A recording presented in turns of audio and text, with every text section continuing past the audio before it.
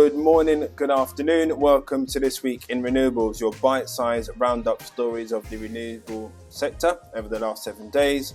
Wind, hydropower, solar, anything renewables I discuss.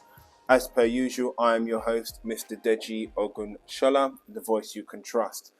Please don't forget to do all the good stuff, the like, comment and sharing. It really does help with the visibility of this podcast. So let's get straight into it in the world of renewables. Starting off on the solar side, and Iberdrola, they have recently been awarded 4 agrivoltaic projects with a total capacity of 12 megawatts in the Renewable Energy Innovation Tender, which was launched by the French Ministry for the Energy Transition. Interestingly, the 4 voltaic projects submitted by Iberdrola won their bid and obtained the maximum capacity of 3 megawatts. One project, which has been named the Kirch, is aimed at improving animal welfare and the pastures used to feed the cattle, where the panels are going to be located.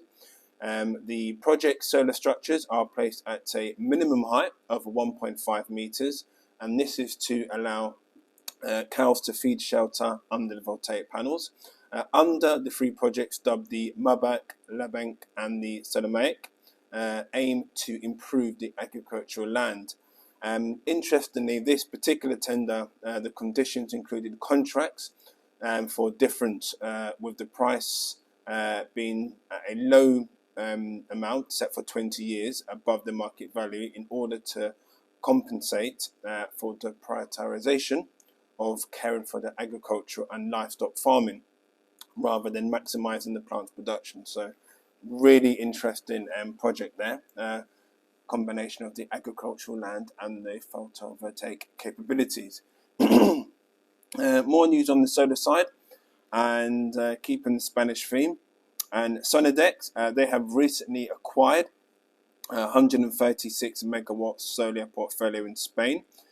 This is from company Qualitas Energy, who is a global investment and management platform.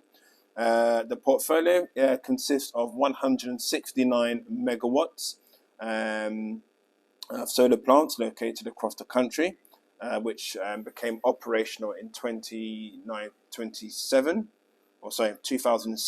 and 2014, and under the Spanish regulatory regime.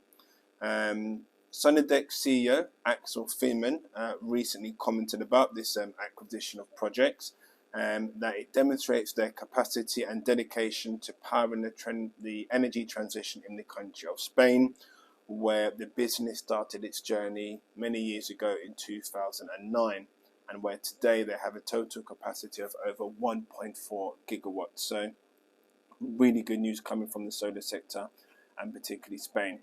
More news on the solar side, and solar developer Soltec, they have obtained favorable environmental authorizations for 16 photovoltaic parks located in the Spanish province of Murcia and Alicante, with a combined capacity of 401 megawatts.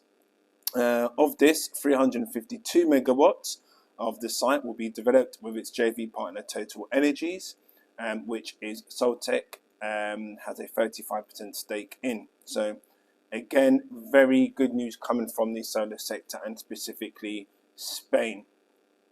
On the wind energy side of things, EDF in South Africa, they have achieved financial and commercial close on the Koskop wind power, the third of its Corazon 1 projects. The Koskop wind farm is located in the vicinity of Middelburg, in the Umsumbavu, a local municipality on the boundary of the Eastern Cape and the Northern Cape provinces. Is expected to reach commercial operation, by the beginning of 2025. Each of the Corazon 1 projects will comprise of 26 turbines with a hub height of 124 and a blade length of 83. EDF Renewables is also constructing the Corazon main transition substation on behalf of Eskom. The projects will sell power to Eskom under a 20-year PPA. So really good news there. Keeping on the theme of wind energy, and RWE in Sweden, so a bit closer to home. The developer is set to install 2 pre-owned turbines at the 18 megawatt Ocken wind farm in Halland, which has been operational since 2012.